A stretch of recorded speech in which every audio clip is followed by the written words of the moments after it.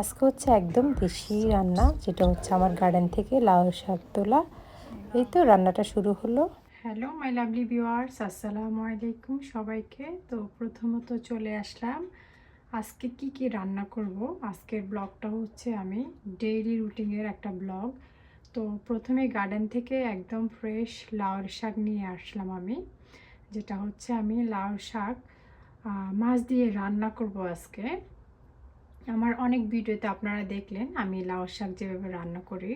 তো ভিডিওটা জাস্ট কি কি রান্না করব আজকে, তো ওখানে আমি লাউ শাকটা আপনার ওয়াশ করে তারপরে কাটলাম, তো এটা শেয়ার করে নেই, স্কিপ করলাম। তো এটা হচ্ছে লাউ শাক, আর এটা হচ্ছে আমি রসুনটা কুচে নিলাম, কেটে নিলাম এই কারণে যে আমি টক রান্না করব, টমেটোর টক, আর ধনিয়া পাতা, কাঁচামরিচ। আর লাউ শাক সাথে আমি কিছু সবসময় আলু দেই, পটেটো সবসময়। এটা হচ্ছে কয়েক পিস পটেটো স্লাইস করে এটি কেটে নিলাম। আর এটা হচ্ছে আমি পেঁয়াজটা কুচে নিলাম। আজকের হচ্ছে রান্না কি কি রান্না করব। আর এই হচ্ছে আমার গরু মাংস কিছু নিলাম, যেটা আসলে আমরা বড়রা যে শাক খায় বা বিভিন্ন সবজি খায়, বাচ্চারা আসলে খেতে চায় না। ওরা কি করে, একটু মাংস অথবা ডাল হলে ওরা হ্যাপি। তো ওদের জন্য একটি গরু মাংস করতেছি।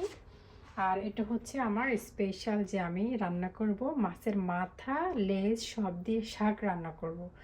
অনেকে মাছ দিয়ে রান্না করে বলে মাছের পিস দিয়ে। আমার কাছে মনে হয় না যে মাছের মাথার মাংস বা মাথা, লেজ সব কিছু দিয়ে রান্না করলে মজা হয়। এই হচ্ছে আমার মাংস, আর হচ্ছে পেঁয়াজ কুচি, হচ্ছে আলু। আর এটা রান্না যতটা আমরা সহজ মনে করি ততটা আসলে সহজ নয়। আমরা যারা, আর পুরুষের কাছে মনে হয় যে একদিন করলে অনেক টায়ার্ড হয়ে যায়। তো ওই হিসেবে আমরা তো এভরিডে ডেলি কী করব, কি একটা প্যারা থাকে মাথার ভিতরে, ঠিক না? তো আর এটা হচ্ছে আমার ফ্রোজেন করা টমেটো। এই টমেটোটা অনেক টক, তাই আমি এটা ফ্রোজেন করে রাখলাম আগেরে। কারণ আপনার বর্তমানে যে টমেটোটা আমি দেখলাম এটা আসলে একটা সুইটের কারণে আমি করে নিই। তো আমি এই ফ্রোজেন টমেটোটাকে আপনার কিভাবে রান্না করি, মোটামুটি এই হচ্ছে 1 পিস নিয়ে নিলাম। আর এটা হচ্ছে আপনার গার্লিক পেস্ট এবং আদা পেস্ট, যেটা হচ্ছে ফ্রোজেন করা। তা আমি মোটামুটি এগুলিকে কিছুক্ষণ আগে নেমে রাখলাম। তো সঙ্গে থাকুন। এই তো আজকের রান্নার প্রসেসটা হচ্ছে এইটা। আর বাইরে কাপড় চোপড় দেওয়া আছে, মোটামুটি সব কিছু। এ হচ্ছে ঘরে রান্না। তো ভিডিওটা ভালো লাগলে লাইক, কমেন্ট এবং শেয়ার করবেন। সঙ্গেই থাকুন। তো রান্নার শেষে চলে আসতেছি, দেখাবো আজকের রান্না কখন কখন আমি শেষ করছি এবং কী কী রান্নাটা কেমন হয়েছে। আল্লাহ হাফেজ। যখন তুমি নিজের রক্তের মানুষের দ্বারা কষ্ট পাবে, তখন তুমি একবার নবী ইউসুফ আলাইহিসসালামের কথা মনে করো। তিনি কিভাবে নিজের ভাইয়ের দ্বারা প্রতারিত হয়েছিল। যখন তোমার বাবা মা না বুঝেই তোমার বিরুদ্ধাচরণ করে, তখন নবী ইব্রাহিম আলাইহিসসালামের কথা মনে করো। তার বাবা তাকে আগুনে নিক্ষেপ করায় ভূমিকা রেখেছিল। যখন তুমি সমস্যা থেকে পরিত্রাণের জন্য কোনো পথ পাবে না, তখন ইউনুস আলাইহিসসালামের কথা ভেবো। তিনি কতটা সময় তিমি মাছের পেটে আটকা পড়েছিল। যখন তোমার নামে কেউ মিথ্যা অপবাদ ছড়িয়ে দেবে, তখন মা আয়েশা রাদিয়াল্লাহু আনহার কথা মনে করো। তার নামে পুরো শহর জুড়ে কুৎসা রচনা করা হয়েছিল।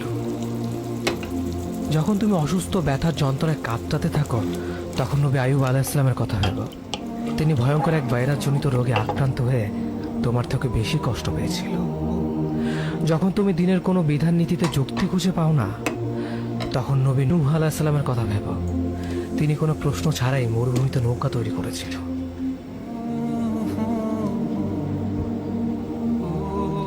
যখন তুমি আত্মীয়স্বজন, পরিবার, বন্ধু বান্ধবের কাছে হাসির পাত্রে পরিণত হও, তখন তুমি শেষ নবী হযরত মুহাম্মদ সাল্লাল্লাহু আলাইহি ওয়াসাল্লামের কথা ভেবো। রাসূল সাল্লাল্লাহু আলাইহি ওয়াসাল্লাম বলেছিলেন, সবচেয়ে বড় পরীক্ষা দিয়েই সব থেকে বড় পুরস্কার আসে। যখন আল্লাহ কাউকে ভালোবাসেন, তখন তাকে পরীক্ষা করেন, এবং যে এই পরীক্ষাগুলো মেনে নেয় সে আল্লাহর সন্তুষ্টি অর্জন করে। আর যে অভিযোগ করে সে তার ক্রোধের পাত্র হয়। হে আল্লাহ, তোমার কথা মনে করা, তোমার প্রতি কৃতজ্ঞ হওয়ার এবং তোমার ইবাদত করার তৌফিক আমাদের দান করো। আমিন। যেভাবে তুমি সন্তুষ্ট হও সেভাবেই আমাদের পরিচালিত করো।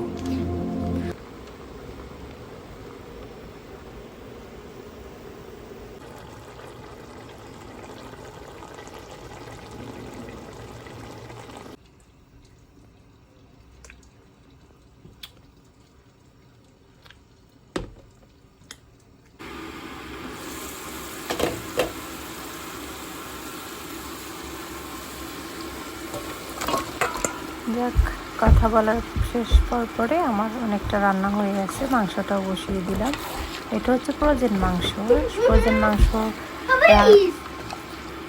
মাংস সবসময় আমি মশলাটা একসাথে কষিয়ে তারপরে রান্না করি, কারণ ফ্রোজেন মাংস যতই টেস্ট আপনার একটু ডিফারেন্ট থাকে, তাই মশলা কষিয়ে তারপরে রান্না করলে টেস্টটা বাড়ে।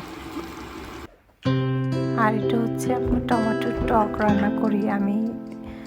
যখন টমেটোর সিজন ছিল তখন অনেকগুলো টমেটো, আপনার টক টমেটো সহজে পাওয়া যায় না, তাই আমি সবসময় ফ্রোজেন করে রাখি।